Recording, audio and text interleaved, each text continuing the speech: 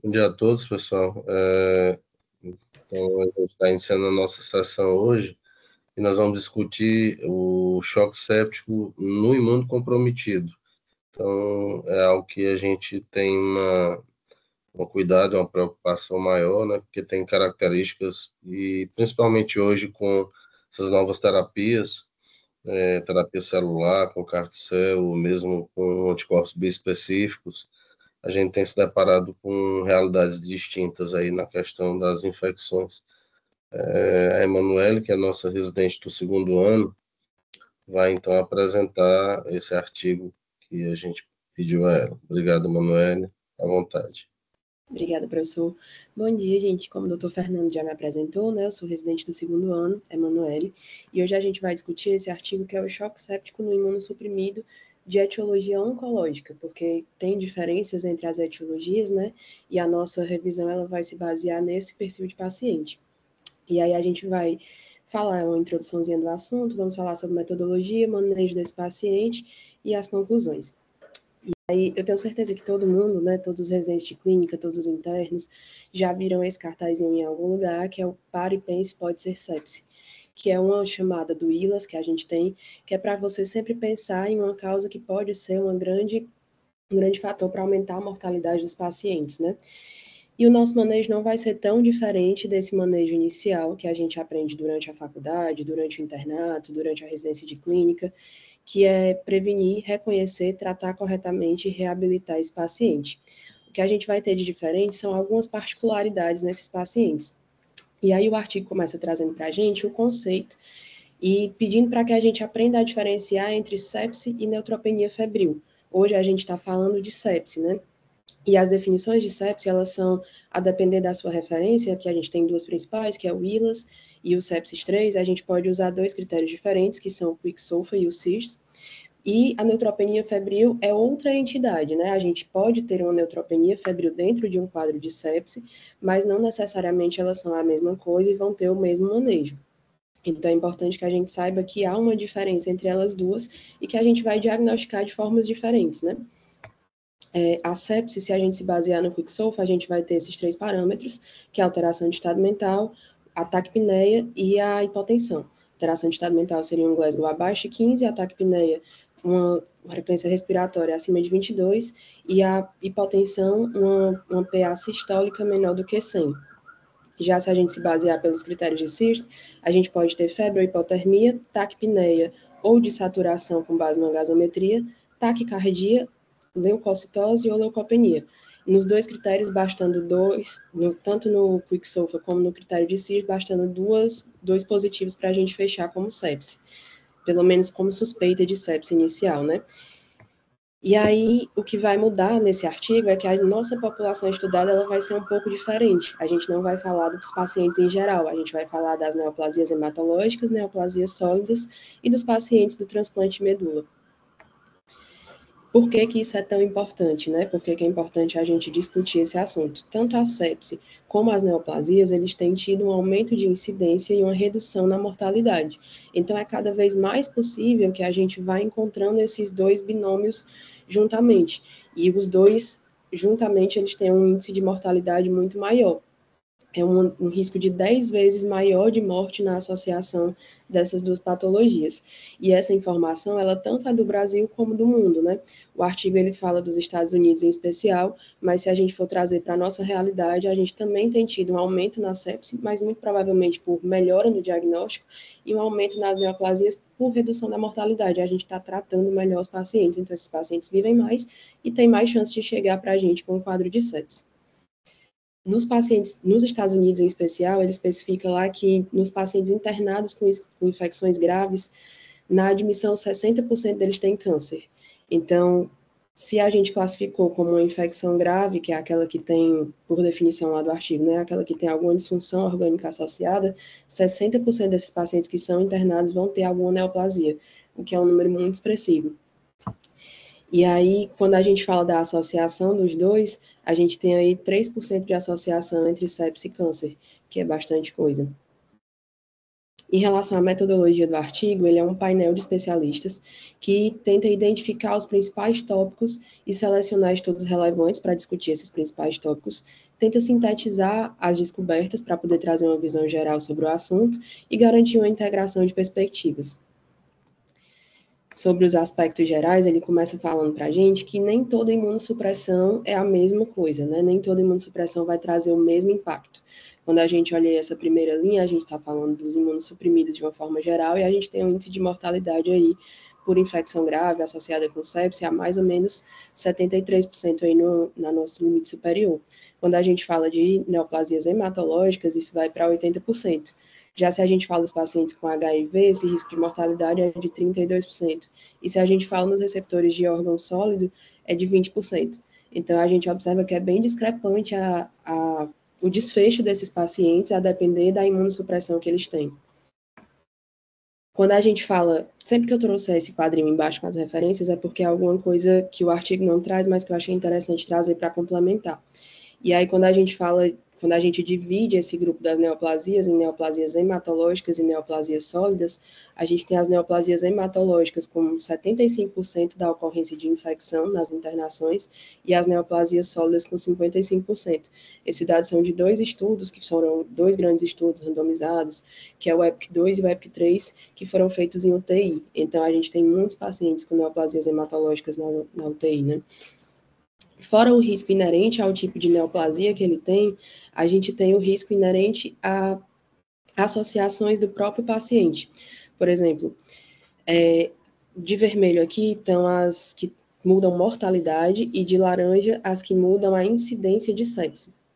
Então, quando a gente fala de incidência de sepse relacionada a fatores do próprio paciente, o que é que a gente vai ter influenciando? A neutropenia, a disfunção de barreira epitelial, o uso de drogas imunossupressoras, disfunção renal e disfunção intestinal.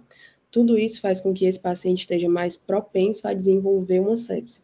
E quando a gente fala em mortalidade por sepse, a gente vai ter outros fatores que aumentam essa mortalidade, que seriam o grau de imunossupressão, as comorbidades associadas, a idade desse paciente, quanto mais velho, maior o risco, e as disfunções orgânicas.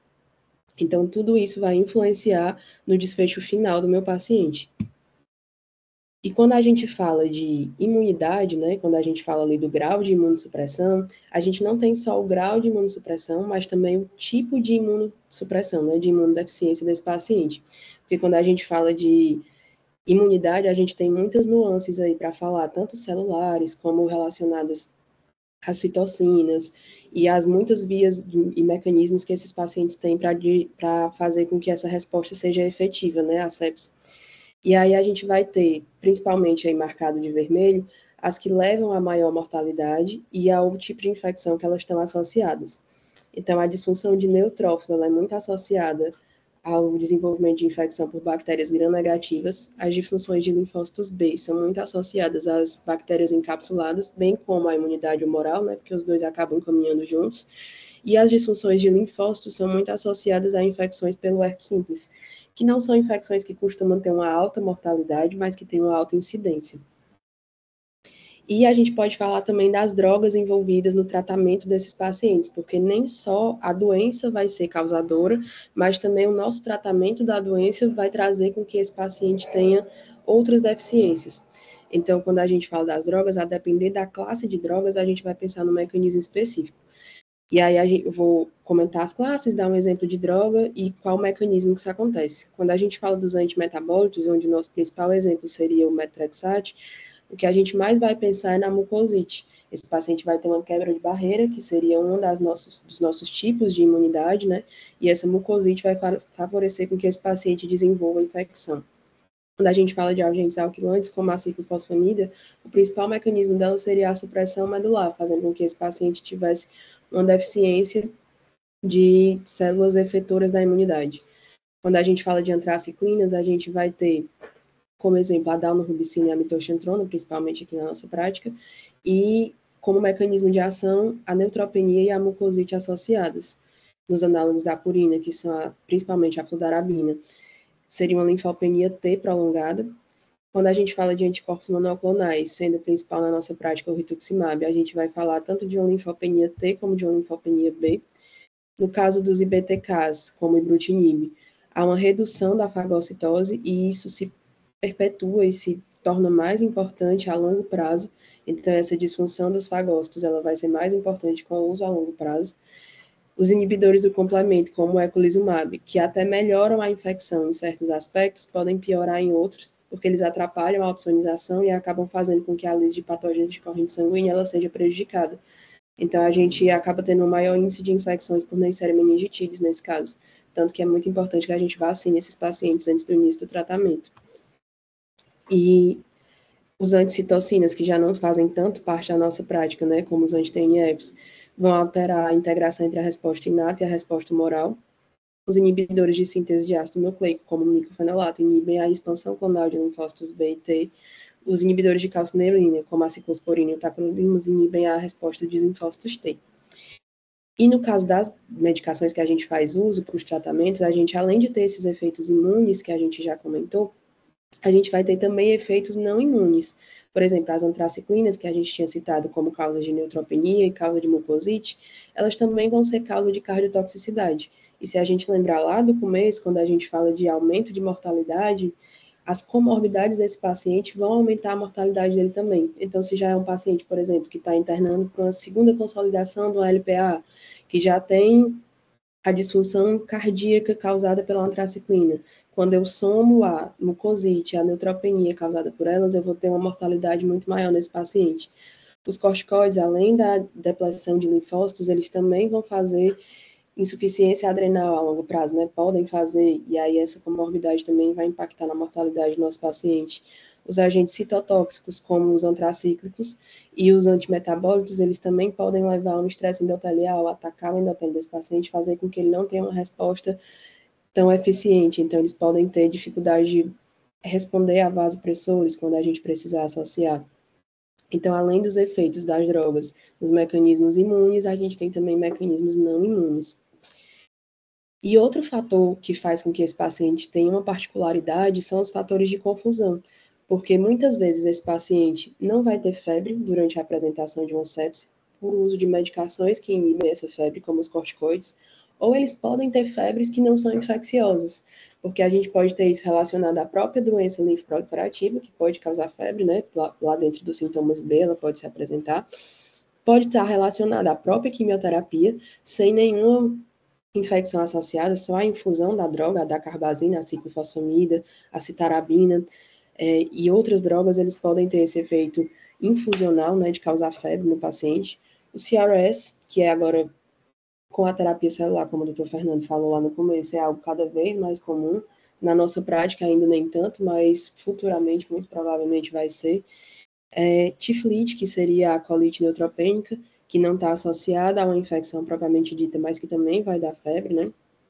Outro fator de confusão é que a gente não pode muito se basear nos biomarcadores, não é bem validado para esse tipo de paciente, né, o PCR, VHS, a procalcitonina, porque esses pacientes podem já ter alterações basais nesses marcadores, por conta da própria atividade de doença, por conta do uso dos quimioterápicos, então tudo isso vai estar alterado e não é um bom parâmetro para a gente se basear.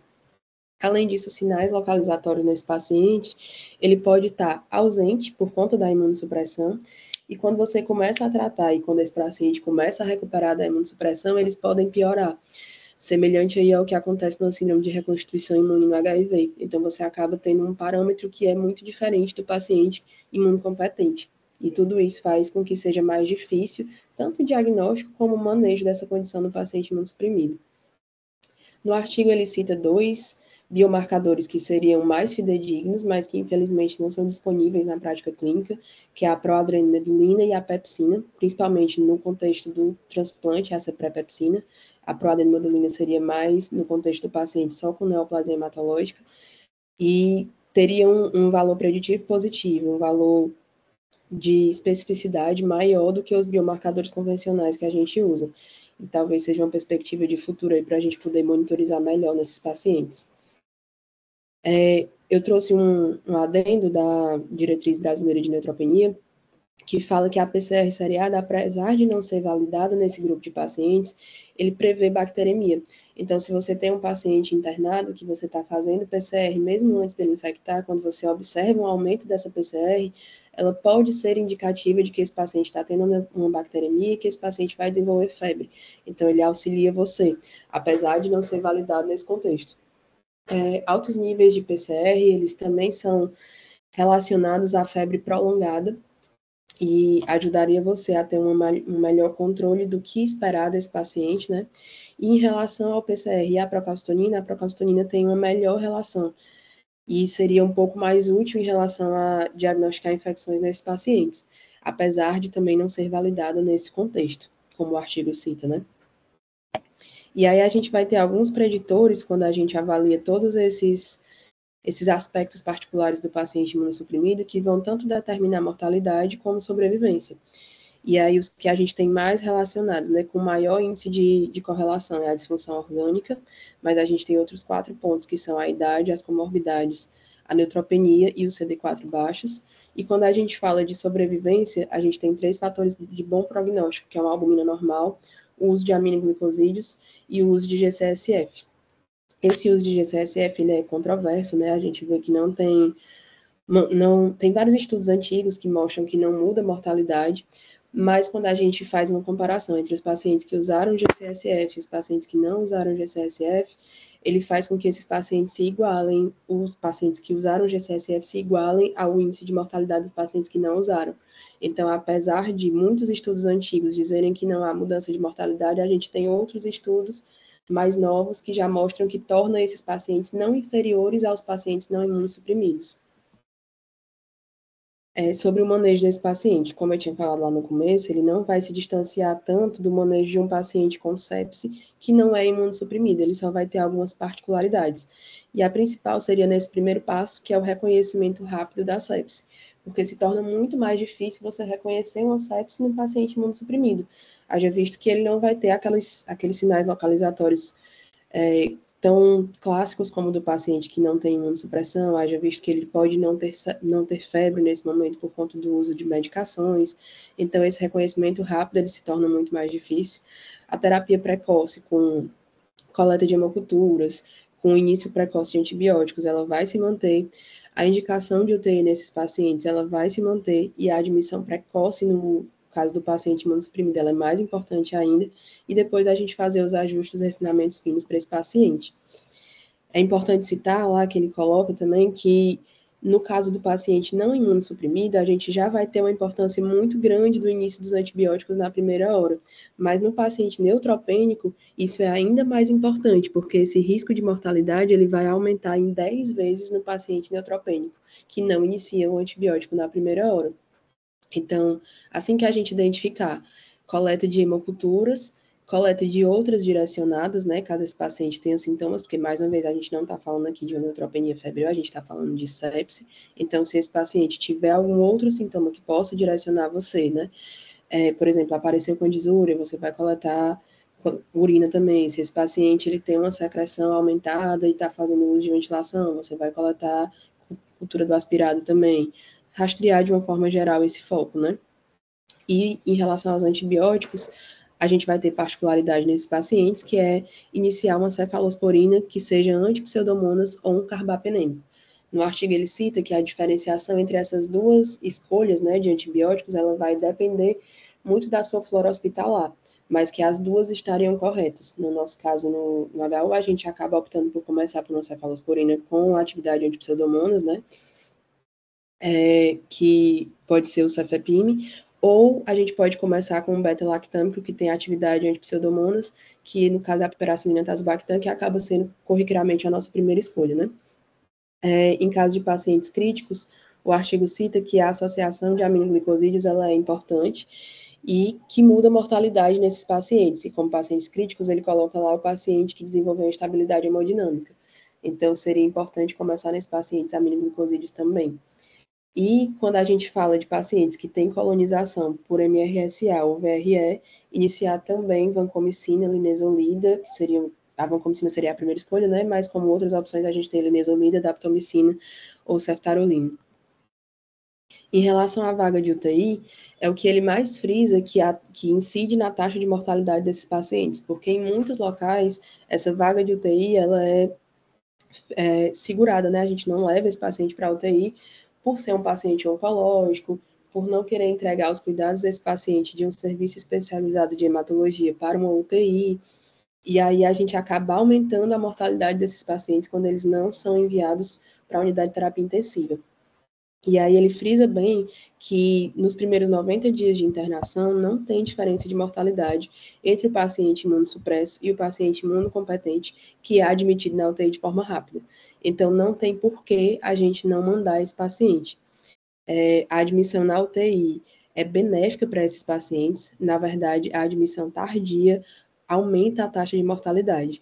Então, ele frisa várias e várias vezes que é importante que a gente não atrase a vaga de UTI desse paciente, porque ele precisa de uma monitorização mais de perto, ele talvez necessite muito de drogas vasoativas, precisa de um manejo mais próximo, e esse manejo adequado é feito em unidade de terapia intensiva e não na enfermaria. Depois que esse paciente está compensado e já está na UTI, é que a gente vai se preocupar em definir o sítio de localização dessa sepse, porque até então ele já está tratando com antibiótico de antrisplecto, já colheu as culturas, já fez todo aquele pacote da primeira hora da sepse, e aí é que a gente vai se preocupar em refinar essa terapêutica desse paciente. E aí ele traz para a gente que em 70% dos casos a gente vai ter como causa uma pneumonia, no caso do paciente séptico, e como 19% das apresentações é alguma infecção de origem abdominal, em 3% a gente tem ICS, em 4% a gente tem infecção de partes moles. Isso são dados dos Estados Unidos. Aqui talvez seja um pouco diferente, eu não encontrei dados que realmente dividam essa sepse por localização, né? Durante esse ajuste, esse refinamento, né, a gente vai ter também que avaliar outras coisas associadas ao paciente, como a imunossupressão, se a gente vai precisar reduzir essa imunossupressão, principalmente nos pacientes pós-transplante. Muitas vezes a infecção grave ela é motivo para que a gente desmame mais rápido a imunossupressão desse paciente. Avaliar quais as profilaxias que esse paciente estava fazendo para que a gente possa direcionar melhor esse tratamento. Tanto é citado nesse artigo americano, né, como é citado na diretriz brasileira, que se o paciente não está fazendo profilaxia adequada para infecções fúngicas e ele desenvolveu instabilidade hemodinâmica e você admitiu ele na UTI por conta de uma sepse, você pode também associar o tratamento antifúngico. Quando ele está fazendo profilaxia adequada, isso não faz sentido, mas se ele não está fazendo profilaxia adequada, isso faz sentido. É importante também avaliar a região geográfica em que esse paciente está e a prevalência de germes multidroga resistentes para que a gente possa refinar essa antibiótico terapia que está sendo fornecida ao nosso paciente. Em relação à imagem, ele fala que não tem muita utilidade você fazer radiografia nesses pacientes, porque a radiografia seria indicada nos pacientes com sepsis, né, que não são imunossuprimidos, mas no paciente imunossuprimido as apresentações elas são muito diferentes, são muito pleomórficas, e aí o ideal é que a gente faça uma tomografia. Na diretriz brasileira, ele também traz essa indicação da tomografia precoce. Ele coloca a partir de quando você caracteriza a febre como persistente, que seria a partir de 72 horas, e aí teria benefício da gente fazer uma radiografia, uma tomografia para esses pacientes, pensando em identificar padrões mais finos e diferentes, né, de alterações imaginológicas e até procurar também infecções fúngicas nesses pacientes. Em relação ao GCSF, como a gente já tinha falado, né, nos estudos mais clássicos, eles não mostram mudança de mortalidade, mas a neutropenia associada ao resultado desses pacientes tratados com GCSF, ela foi revertida e ela pode sugerir um efeito benéfico desses pacientes. E aí o artigo traz alguns casinhos no final, eu coloquei só um para a gente exercitar tudo que a gente falou aqui. A gente tem, nesse caso clínico, um homem de 54 anos, com linfoma difuso de células B, que foi internado no hospital para fazer carticel, um anti-CD19. E esse paciente estava linfodepletado depois do uso de fludarabina, pós a infusão do carticel no D0. No D2, ele desenvolveu febre alta, e aí esse paciente foi tratado como um paciente séptico. Recebeu fluidos, no dia tinha uma neutropenia de 700, mas com uma possibilidade de queda, né? Então se encaixando também no episódio de neutropenia febril, tinha uma PCR alta e tinha culturas, né, foram coletadas culturas, né? E esse paciente foi tratado com antibióticos de amplo espectro, com antitérmico, recebeu suplemento de O2, recebeu nora, e nesse contexto ele recebeu também tocilizumab e dexa por conta da infusão do CAR-T, que seria o tratamento aí de eleição para esses pacientes quando a gente pensa que ele pode estar evoluindo com o CRS, né? Mas que não dá para a gente excluir. 24 horas depois, esse paciente evoluiu sem febre, com estabilização hemodinâmica, e foi descontinuado o antibiótico no D+5 porque ele não isolou nada nas culturas. Mas a mensagem que se passa em relação a isso é que a gente volta lá para aquele cartazinho do começo, né? Pense, pode ser sepse. Então, se pode ser sepse, você vai tratar como tal, porque a mortalidade desse paciente é muito alta se realmente for sepse. Então, mesmo que você tenha um outro diagnóstico presumido, como nesse caso, uma CRS decorrente do CAR-T, você vai tratar as duas coisas. Você vai tratar a CRS e você vai tratar a sepse desse paciente. E se não for sepse depois, você descalona. Mas fazer toda essa propedêutica que foi feita aqui nesse caso, e que a propedêutica que é recomendada para o paciente séptico, seja ele imunossuprimido ou não, é muito importante.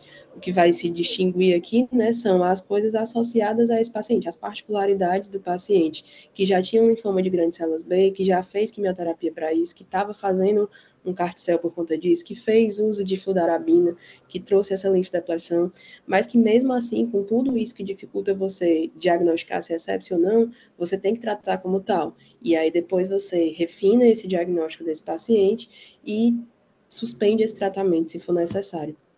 Então, como conclusões do artigo, ele traz para a gente que o sítio infeccioso vai depender do tipo de câncer para você presumir, sendo a pneumonia o mais comum, mas que você vai tratar de uma forma geral, né? E aí depois você refina esse sítio infeccioso. O agente etiológico vai variar de acordo com a imunossupressão desse paciente, com o estágio de doença, com a duração da terapia e com a prevalência de germes multidroga resistentes no seu local de trabalho, né? Os imitadores de choque séptico, como foi o caso do nosso caso clínico, né? Eles devem sempre estar no seu diferencial, mas não por isso deve se excluir a sepse.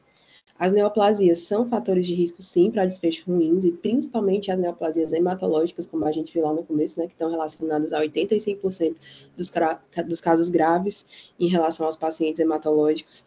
E o choque séptico é uma emergência médica, então, como a gente falou, esse paciente precisa de antibiótico na primeira hora, senão ele tem um risco de mortalidade muito maior.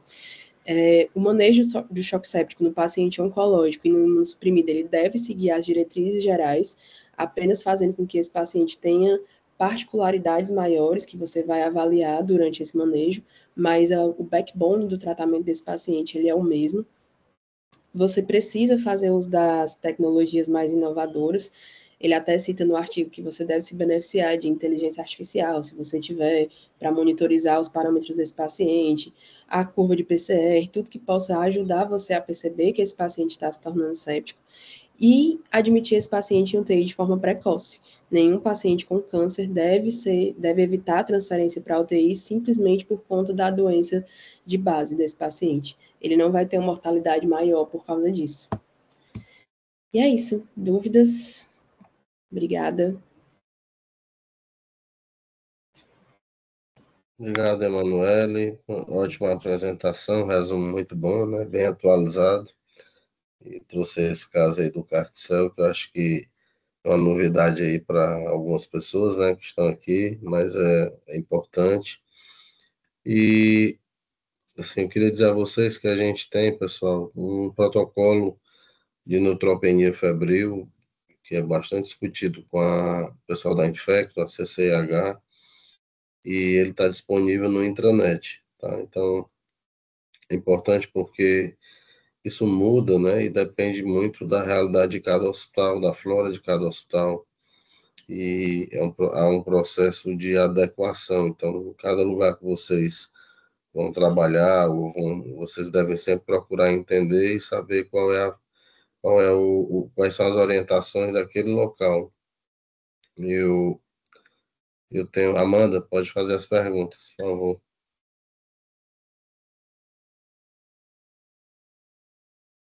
Abrir o microfone, você consegue? Ou escrever no chat que eu leio, do jeito que você achar melhor. É porque eu tenho um pouquinho de vergonha, mas eu consigo. Não é vergonha, não. Aqui é para a gente discutir mesmo, tá? É para vocês. Essa sessão é para vocês, tá? A primeira dúvida, na verdade, não é nenhuma dúvida, é só para ver se eu entendi certo, assim, que na aula foi dito que os pacientes com estabilidade hemodinâmica, pelo menos nesse protocolo do artigo, a primeira escolha seria aminoglicosídeo, sem obrigatoriamente cobertura para gram positivo. E aí eu queria saber se, assim, qual foi o dado, assim, que ele se baseou, qual é a chance da gente aplicar isso para a nossa realidade, porque, pelo menos nos locais onde eu trabalho, não é muito esse o protocolo que é adotado, né? Aí eu queria saber qual é a diferença do que foi visto lá, né, para o que a gente vê aqui, né? Essa diferença da abordagem do protocolo em relação à instabilidade. E a outra dúvida também, em relação a paciente instável, é se tem dados que favoreçam o uso do granuloquine dobrado nesses casos dos pacientes que estão chocados, né, em uso de droga vasoativa, que é uma coisa que às vezes a gente vê na prática, mas eu não sei realmente se tem alguma coisa na literatura que, que favorece o uso, né, assim, que mostra benefício, né, se muda desfecho ou não, enfim, seria mais Tá. em relação a isso. Excelentes perguntas. Manuela, você quer responder? Professor, lá no artigo ele coloca que em relação à adição de cobertura para gram-positivos, né? A gente não tem uma documentação de que essa cobertura para gram-positivo ela mude mortalidade nesses pacientes. E aí ele justifica que se você não tem uma flora hospitalar que justifique você já iniciar uma cobertura para gram-positivos, e se você não tem um foco presumido que possa ser que esse paciente necessite de uma cobertura para gram-positivo, você não precisaria começar. Na diretriz brasileira, né, que é do principal autor, Dr. Marcinucci, ele também coloca isso, já como sugestão de que você poderia não cobrir gram-positivos nesses pacientes chocados. Mas ainda não é o nosso protocolo de neutropenia febril do HU, né? O nosso protocolo, do paciente com instabilidade, ele vai cobrir sim os gram-positivos, então a gente sempre começa.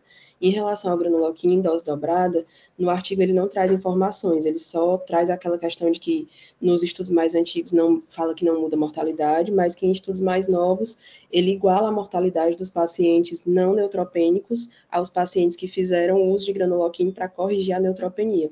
Então, que você teria um benefício de fazer, mas ele não fala de dose, não fala de outras coisas. Perfeito. Eu queria só complementar o que a Emanuele disse. Primeiro, com relação à primeira pergunta, Amanda, é muito importante a gente separar o indivíduo neutropênico febril do indivíduo com choque séptico. Então, são duas situações clínicas distintas, né? E na neutropenia febril, então está bem claro hoje que a principal cobertura que nós temos que fazer inicialmente é gram-negativo. E aí nós colhemos cultura e esperamos e fazemos essa adequação de maneira guiada. Esse é um ponto. O indivíduo com choque séptico, há esse questionamento, né? Mas o nosso protocolo, e amplamente discutido com a CCIH, com o pessoal da Infecto do HU, é que a gente cobre inicialmente gram positivo e gram negativo, tá? E depois a gente, em função da cultura, que é muito boa, nós temos uma microbiologia de muita qualidade e que consegue identificar patógenos com muita clareza, a gente geralmente retira a vancomicina. A vancomicina, que no passado, eu estou vendo a doutora Helena aqui, a Helena, para quem não conhece, é professora emérita da universidade e uma das pioneiras, junto com o doutor Murilo Martins, do Serviço de Hematologia. Eu fui interno, como vocês, alguns de vocês, e naquela ocasião, há 40 anos atrás, a gente tinha um protocolo quase que uma receita de bolo, né?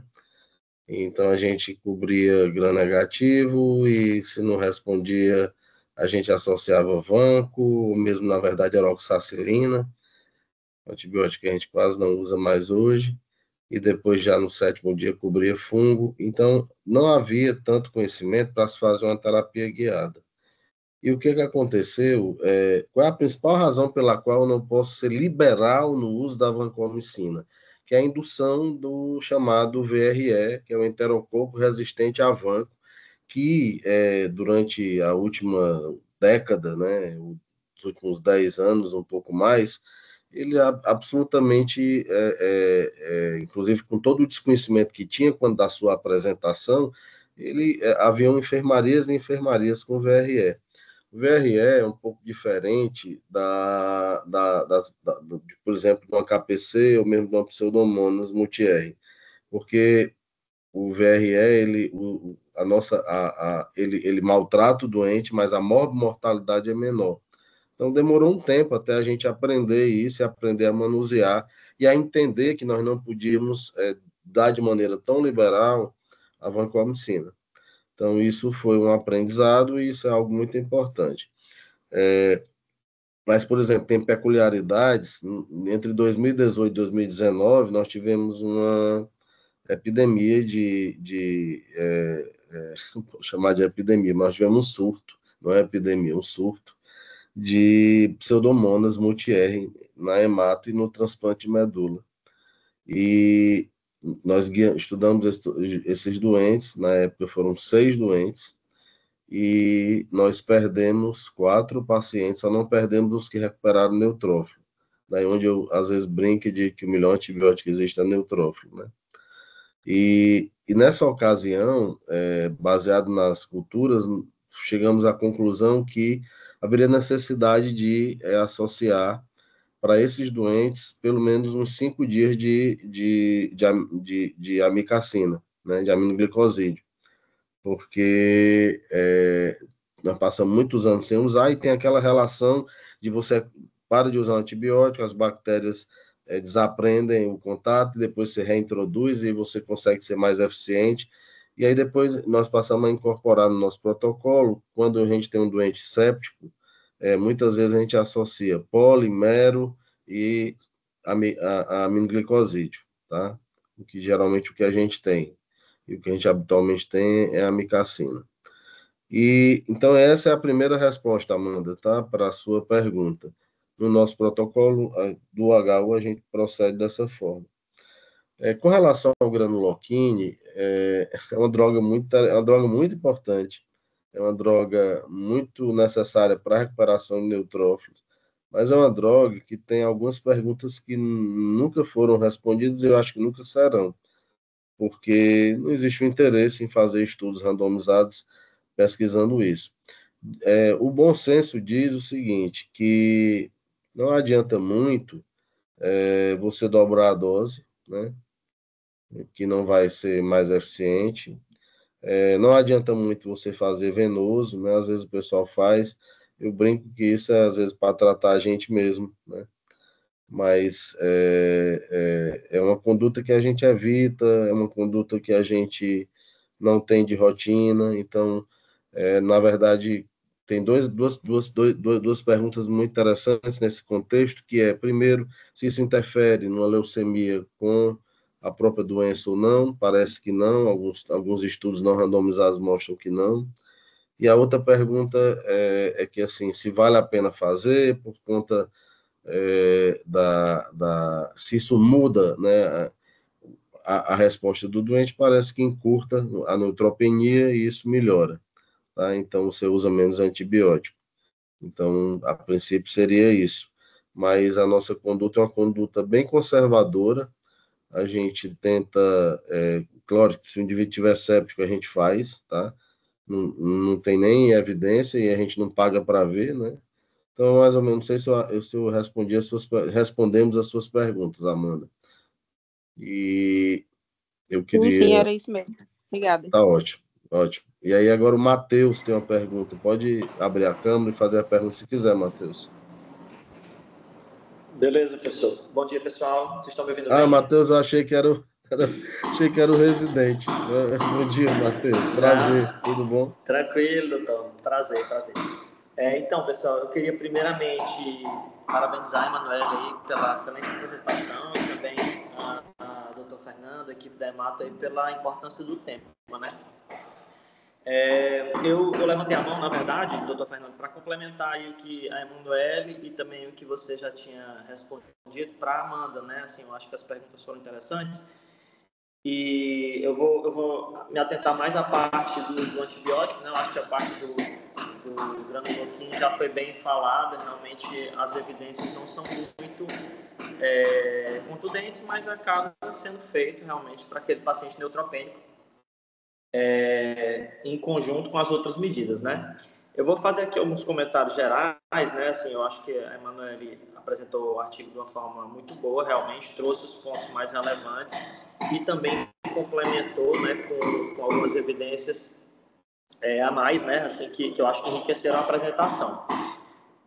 Eu acho que o grande ponto aqui dessa discussão é a dificuldade de a gente diferenciar, muitas vezes, né, aquele paciente que ele está só, entre aspas, neutropênico febril e aquele que está com sepsis, choque séptico, né? E aí é importante a gente lembrar dos scores de alerta precoce, que no HU a gente tem o protocolo de sepsis também, né? E os pacientes neutropênicos, eles vão ser muitas vezes acionados, né, através dos scores de alerta precoce, como o MIUS, para que seja verificado se esse paciente está com sepsis ou não. E acho que a grande frase dessa sessão aqui, que a Manu trouxe muito bem, é uma frase já bem conhecida, né? O pense que pode ser sepsis. Obviamente que o manejo da neutropenia febril e da sepsis, ele tem áreas de interseção. Então, assim, sempre que você vai atender um neutropênico febril ou um paciente séptico, você vai lembrar do antibiótico. E nesses dois cenários, na nossa realidade, a gente sempre vai lembrar dos gram-negativos e principalmente a pseudomonas, né? Que é um agente que a gente tem que estar sempre pensando em cobrir.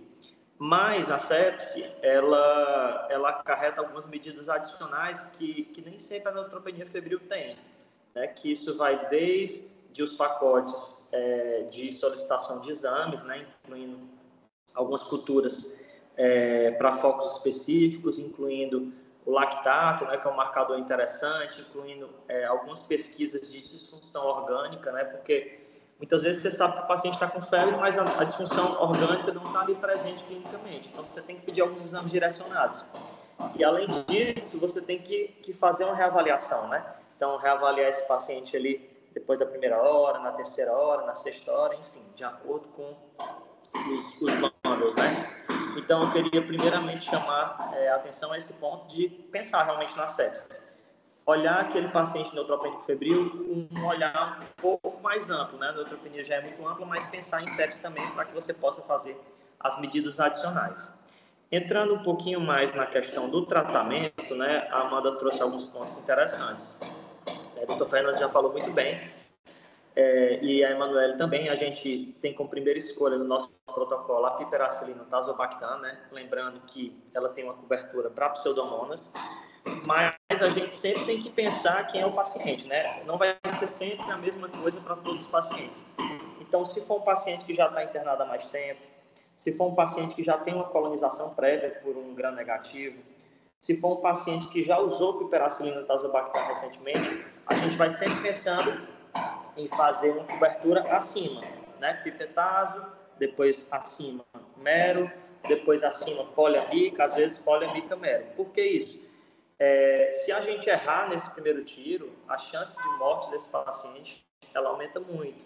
Então a gente tem que fazer um antibiótico precoce, tanto para neutropenia febril quanto para sepsis, mas fazer um antibiótico certo. Se eu fizer errado, não vai dar certo, obviamente, né? Então, a gente é bem, como é que eu posso dizer?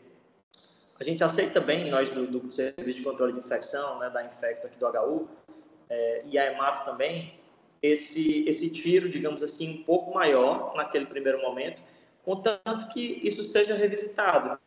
E a nossa microbiologia, assim, avançou muito, né? A gente tem hoje em dia a possibilidade de ter um resultado ali facilmente acessado, né, através do real das parciais, e isso aí direciona. A gente sabe hoje se a bactéria é um gram-negativo ou um gram-positivo rapidamente, isso pode permitir tirar a vancomicina.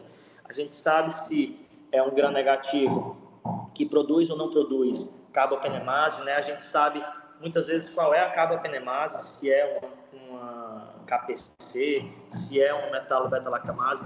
A gente também avançou muito na terapêutica, né? Hoje em dia a gente tem outras cefalosporinas que a gente consegue tratar os pacientes de uma forma menos tóxica, né? O Togena, o Zerbaxa, e aí a gente pode evitar muitas vezes a polimixina e a micacina. Então, assim, eu reforço, né, a ideia de que a gente tem que dar um tiro realmente grande, né? Seja com pipetazo ou meropenem, ou poliamica mera, essa terapia tripla ali muito específica para aquele paciente realmente chocado, que já usou carbapenêmico, que tem algum vínculo epidemiológico com pacientes com KPC, ou que seja previamente colonizado, né? Eu reforço a questão da vancomicina, né? Eu acho que é um ponto que a gente pode vir a discutir mais à frente, mas por enquanto a gente mantém o nosso protocolo, especialmente para os pacientes chocados ou que tenham alguma suspeita de infecção de pele e partes moles, ou que tenham alguma suspeita de infecção associada a catéter, mas sempre lembrando de suspender quando a gente já sabe que não é um gram positivo. Reforçar que a vanco, né, é a primeira escolha. A gente vê muita teicoplanina sendo prescrita, que é uma droga boa também, mas ela tem um cenário muito, na minha opinião, muito específico daquele paciente ali que está com a disfunção renal e você quer segurar. Mas para paciente grave, a vanco é a melhor opção. Inclusive, ela pode ser mensurada, né? Você pode fazer um nível sérico de vancomicina. A Dapto e a linezolida que foram citadas, né, a gente deixa reservada para a VRE, que são os enterococos resistentes a vanco, tá certo? E a questão da amicacina, para finalizar aqui o meu comentário, o Dr. Fernando comentou muito bem, né? Ela nunca deve ser feita em monoterapia, tá? Talvez o slide tenha ficado de uma forma que possa ficar confusa, principalmente para os internos, mas a amicacina, a gentamicina, a gente tem preferência sempre pela amica, dentre as duas. Ela tem uma ação um pouco melhor para gram negativo, ela deve sempre junto, né, com outro antibiótico. Ela vai fazer uma sinergia, né, ali com a polimixina, e o meropenem, mas em monoterapia é um cenário muito específico que a gente poderia usar, que seria uma infecção urinária não complicada, que não é exatamente o foco dessa aula. Então, eu queria só finalizar mais uma vez aí parabenizando, né, dizer que a gente também está aqui à disposição no serviço de controle. Se tiverem mais alguma dúvida, a gente pode tentar aqui contribuir também. Alguém gostaria de fazer alguma pergunta, algum comentário? Está aberto, pessoal. Doutora Helena, por favor.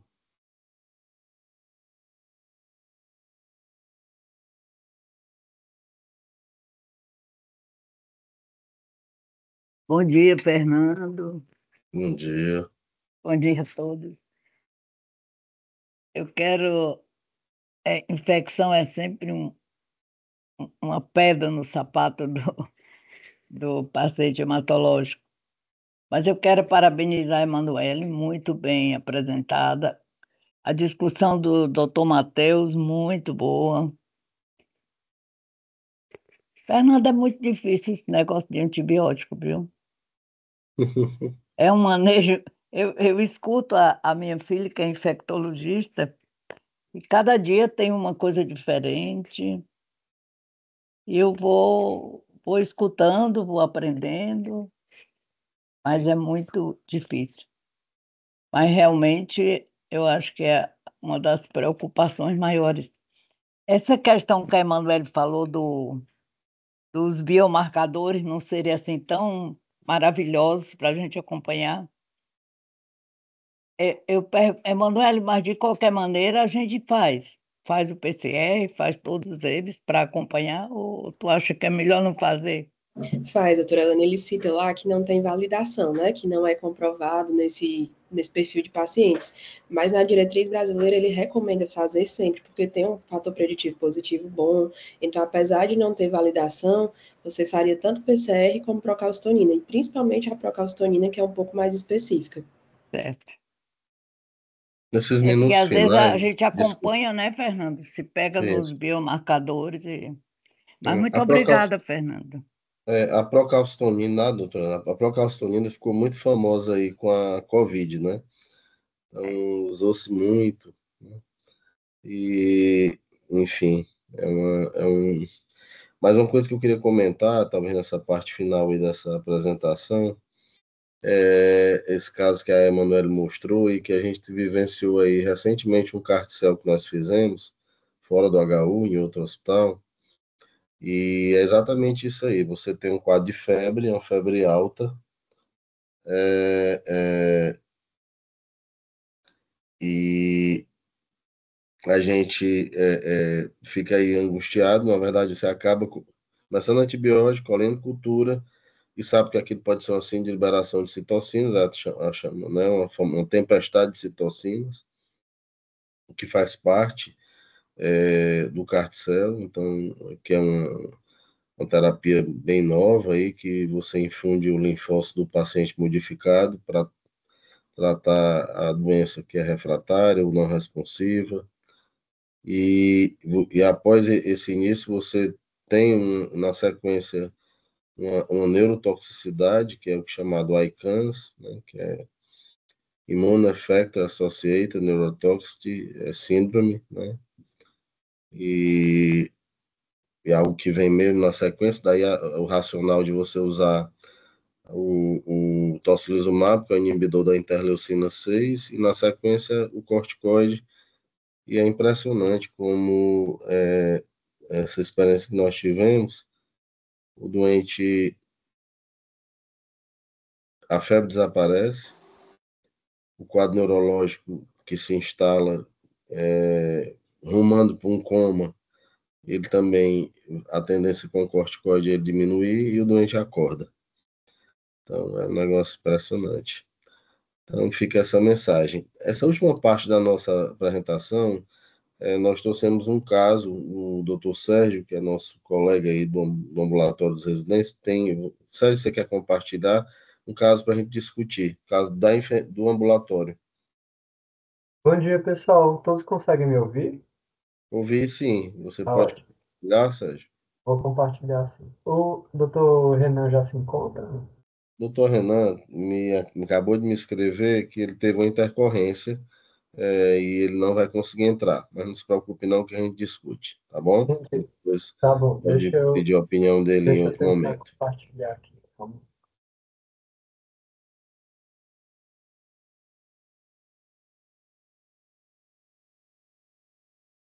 Estão vendo a tela? Sim. Ótimo. Bom, então, eu preparei esses slides, assim, bem simples mesmo, com a revisão do prontuário desse caso, para a gente discutir porque, né, a paciente veio como uma suspeita, né, de uma doença hematológica, mas a gente acha que outras especialidades, né, poderiam contribuir também com a investigação e o tratamento dessa paciente. Então, se trata de uma paciente de 41 anos, sexo feminino, natural de Canindé, mas mora aqui em Fortaleza, casada, e ela trabalha como auxiliar de serviços gerais. A doença dela, né, o relato, né, começou, na verdade, desde 2024, né, do início de 2024, ela teve uma fratura espontânea da patela direita, certo? Mas, a princípio, foi feita uma correção cirúrgica, uma cirurgia não muito complexa, e não foi investigado nenhum motivo, dessa fratura, né? E lembrando que a paciente tinha 40 anos na época. Em novembro, né, do ano passado, né, ela começou com uma dor no quadril, que inclusive estava atrapalhando a paciente deambular, e com sintomas anêmicos, né, uma fadiga, às vezes palpitações, tonturas, e uma constipação que chamava mais atenção também. E nesse contexto, né, esse quadro aí de novembro, ela foi encaminhada para avaliação conosco no ambulatório dos residentes em janeiro desse ano, certo? E aí ela já se encontrava em cadeira de rodas nesse momento. Tá? Então foi feito registro histórico, né, da paciente. Ela é hipertensa, usa 3 medicamentos para controle, losartano, amlodipina e hidrocloro. Tem um histórico de colecistectomia prévia, fazia um consumo leve de álcool, não tem nada mais especificado, assim, de quantificação. Negava tabagismo, alergias, nunca transfundiu e teve 2 filhos. Tem um histórico familiar de câncer, a mãe faleceu por câncer de colo uterino e a irmã por câncer de estômago, mas não tem relato da idade, né, dos familiares que quando se instalou, né, a neoplasia. E no exame físico, chamava mais atenção era aquela paciente estava hipocorada, né? Mas não tinha linfonodo palpável, o abdômen não revelava nenhuma alteração e os pulsos eram simétricos, não tinha edema, nada que chamava mais atenção no exame físico. Ela veio com esses exames aqui, não selecionei os mais importantes, e esse de dezembro foi o que ela trouxe para a consulta, né? Então, ela já tinha uma hipercalcemia de 14,8, praticamente 15, uma disfunção renal com acréscimo de 2,34, esses exames são de fora, né? Uma anemia com hemoglobina de 7,7, DCM de 100 e reticulócito inapropriadamente, né, baixo.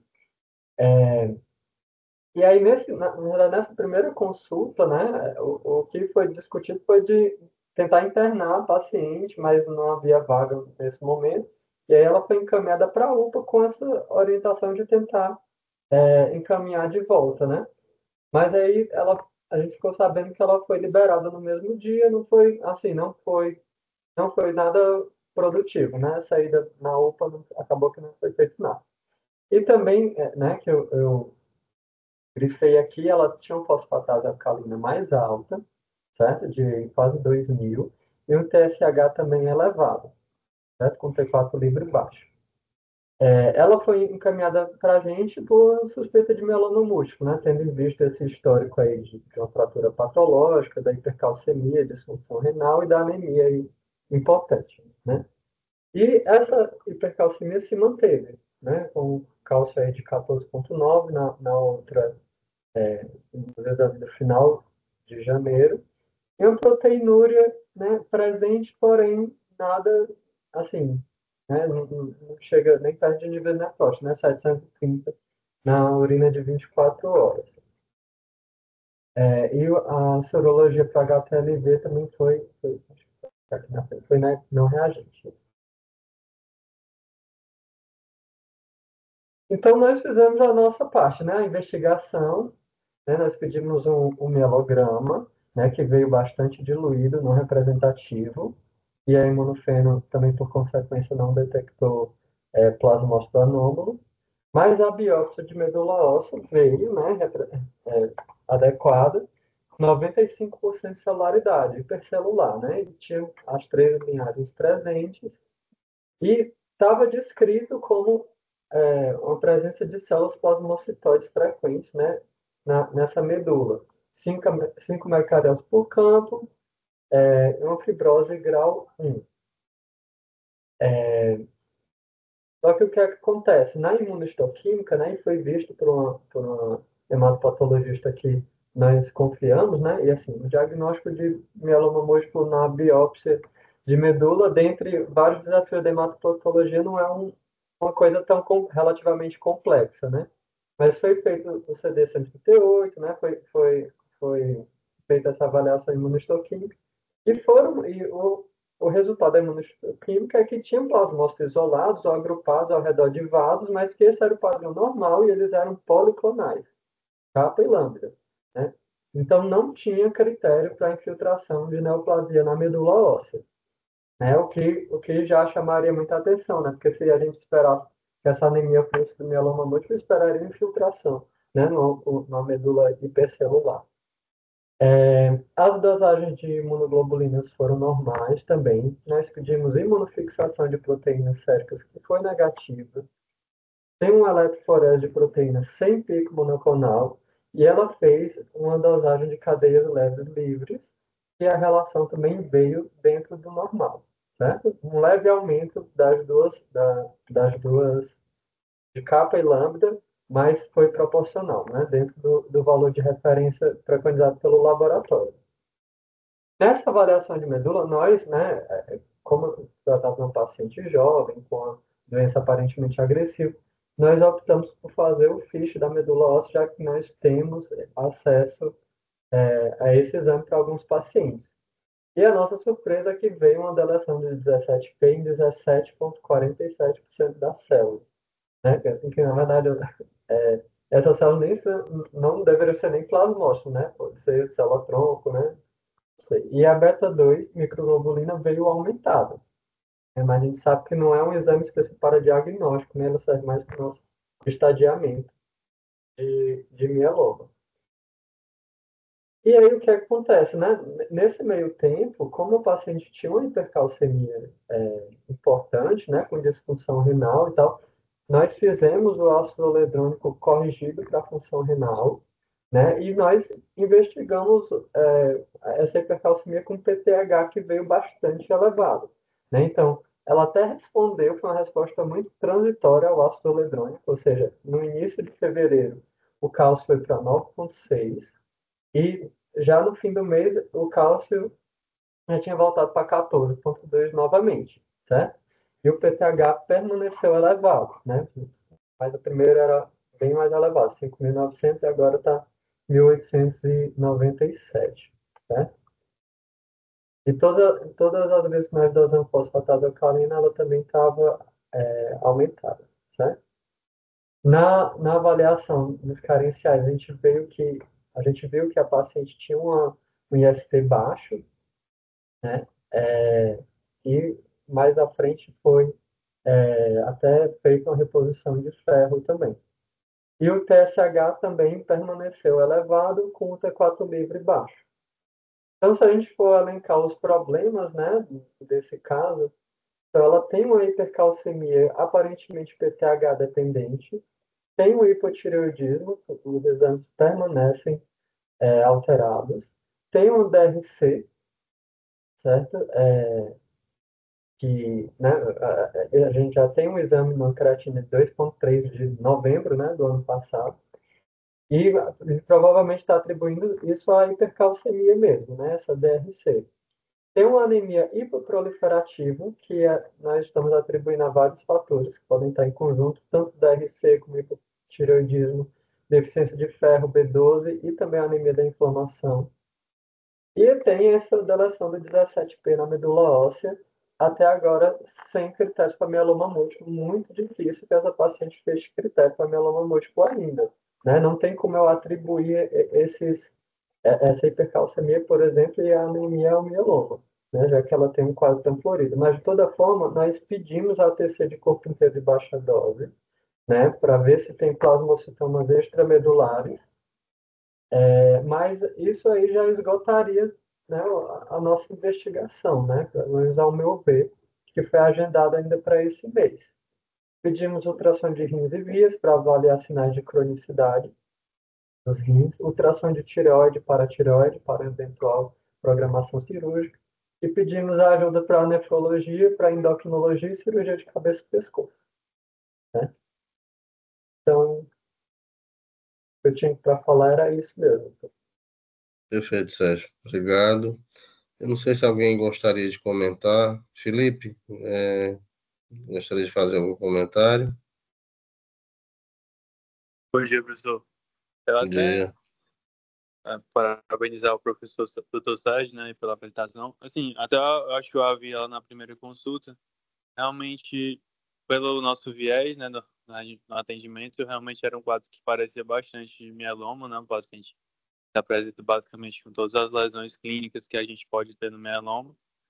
Porém, quando a gente vai investigar tanto os critérios realmente diagnósticos, né, e biopatológicos que trouxeram, não vem realmente sugerindo, né? Então, realmente é uma medula que não tem injeção de plasmocitose, não tem plasmocitose, tem um hipercalcemia, na verdade, PTH dependente, né? Então, assim, acaba que foge um pouco da nossa esfera, né? Mas, pensando em outras causas, né? Realmente o PTH bem aumentado, né? A principal causa de hipercalcemia realmente seria o hiperpara primário. Ela tem essa disfunção renal associada, né, que a gente não sabe se veio antes ou depois da hipercalcemia, né? A hipercalcemia tem mecanismos de levar à disfunção renal, mas acredito que talvez fique realmente na conta dessa causa endócrina, né? Não parece ser uma disfunção renal que já tenha gerado um hiperpara terciário, né, gerando essa questão de hipercalcemia. Então, acredito que fique para esse hiperpara primário. O interessante é a questão de como a gente estava pensando no mieloma, né? A gente foi fazer a estratificação de risco e tem a presença da deleção 17P, né? Que a gente sabe que é bastante associada a várias neoplasias hematológicas e já com um prognóstico, inclusive, pior, né? Então é bem interessante esse caso. Obrigado, Felipe. Acho que a linha de raciocínio é essa mesmo, né? Mieloma múltiplo, a princípio, está excluído, não tem evidência, então a gente trouxe esse caso exatamente para chamar a atenção da possibilidade de hiperparatiroidismo primário, com a hipercalcemia. A gente não tem dosagem de vitamina D, né, Sérgio? Não, ainda não, tô. Seria interessante É, porque costuma estar diminuída, né? E pode justificar, inclusive, fratura, etc. e tal. Como o Felipe colocou, a doença renal crônica, ela vem muitas vezes em função da nefrolitíase que esses doentes desenvolvem, né? Então, é algo importante. A deleção do 17 isolado, sem uma doença de base, ela por si não configura uma doença hematológica. Então, isso é muito importante e é uma situação assim muito rica, porque nós estamos vivendo um momento em que o molecular, o genético molecular, ele prepondera sobre as outras coisas, mas nesse caso específico, não. Quer dizer, então, um bom exame de uma medula óssea, né? Inclusive, você, é, dentro do hiperparatiroidismo primário, você pode ter associação com anemia, né? E não necessariamente em função de ferropenia ou mesmo de deficiência de B12, por conta do quadro mesmo da DRC, né? Então, o indivíduo pode desenvolver. E aí a ferrocinética para os estudantes é fundamental. O índice de saturação de transferrina, para nós, ele é um parâmetro importantíssimo, porque a ferritina aí não serve, né? Porque ela, a menos que ela tivesse diminuída, mas ela estando normal ou aumentada, ela não ajuda. Mas a índice de saturação de transferrina estando abaixo de 10 ou mesmo abaixo de 15, ele fala muito a favor de que tem um componente de ferropenia associado. Tu tens o índice de saturação de transferrina, Sérgio? foi 9, doutor. A gente até começou a 9, reposição. Aham. ótimo. Então, classicamente, quer dizer, é uma paciente que tem hipotiroidismo também, né? Uma coisa interessante é que tem um diagnóstico diferencial que é com neoplasia endócrina múltipla, tá? E tipo 1 e tipo 2, né? Então, os adenomas, etc, etc. Mas a hipercalcemia e o aumento do paratormônio nesses níveis fala contra, né? Neoplasia endócrina múltipla. Então, eu acho que assim, é um quadro, é uma apresentação clínica, que aí eu vou brincar agora fazendo com relação a outra sessão. Nem tudo é mieloma, né, pessoal? Então, pense, nem tudo é mieloma. Então, fica essa mensagem, tá? Eu acho que quero parabenizar aí o Sérgio e o pessoal do ambulatório dos residentes.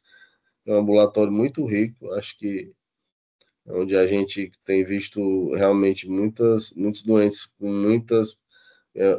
Tem muito curioso, né? A gente tem recebido muitos casos, não só não hematológicos, mas hematológicos também. Então, eu deixei aberto aí para os comentários, perguntas e dúvidas aí de vocês possam querer ter. Ô, Fernando, Pois não, doutora Helena? não, eu ia só pedir ao Sérgio que quando tivesse o resultado da endócrino e da nef, trazer para a gente saber Dá um o que feedback, né? aconteceu. Dar um feedback. Muito interessante o caso. Muito. Muito, muito, muito, muito bacana e eu acho que deve realmente E ser como encaminhado aí. a anemia leva para o médico, para o hematologista, né? Foi o que primeiro É. chamou a atenção. E a fratura, né? Hoje em dia, E a infelizmente, fratura. Muito a par- parabéns, Sérgio. é, Muito Muito as bom. obrigado, fraturas, doutora. fraturas hoje, todo mundo quer dizer que é mieloma, pessoal. Então tem que ter muito Eu cuidado. ia dizer, nem tudo é mieloma. Porque Nem tudo quando é mieloma. começou, eu pensei em mieloma. Eu acho que hoje fica duas mensagens. Pense, pode ser É. sepsis. E a segunda frase do dia é nem tudo é mieloma. Entendeu? Então, acho que essa é a mensagem. A gente traz o feedback aqui, o retorno aí da evolução, da avaliação. Infelizmente, Eu tinha convidado o Renan, que é da endocrinologia, o professor Renan, mas infelizmente ele não pôde entrar, houve uma intercorrência. Mas eu acho que foi muito bom, Sérgio. Eu acho que foi muito rico e para mim essa é a primeira hipótese mesmo, hiperpara primário, e aí eu acho que tem que repor B12, folato, tá? E obviamente que muitas vezes a deficiência de B12 se associa, né? Então é uma causa ao hipotiroidismo. Então é uma causa aí, provavelmente multifatorial para a anemia, tá? Alguém quer fazer algum comentário? Nós temos aí um minutinho para algum comentário final, pergunta, para a Se gente. o senhor puder encaminhar os meus slides para ele, que aí eu também encaminho um Posso? prontuário da paciente, para ver Pode. se a gente consegue Ele, alguma forma de inclusive, agilizar a condução dela, né? ele, inclusive, se colocou à disposição e você me manda e eu mando para ele, tá certo? E como essa sessão fica gravada, então, os residentes internos que chegaram, a gente tem um canal, né, no YouTube, chama Hematologia, Hemoterapia do HUWC, e vocês podem acessar as aulas anteriores e ficam gravadas, né, para vocês, caso queiram rever alguma coisa ou tirar alguma dúvida, tá? Então, mais uma vez, parabéns a Manuele, parabéns, Sérgio, e aí a gente agradece e encerra a nossa sessão aqui, tá bom? Tá ótimo, obrigado. Obrigado, um bom dia, bom resto de semana, pessoal. Tudo de bom. Tchau, tchau. Tchau, Valeu. Sérgio. Tchau, obrigado, doutora Helena.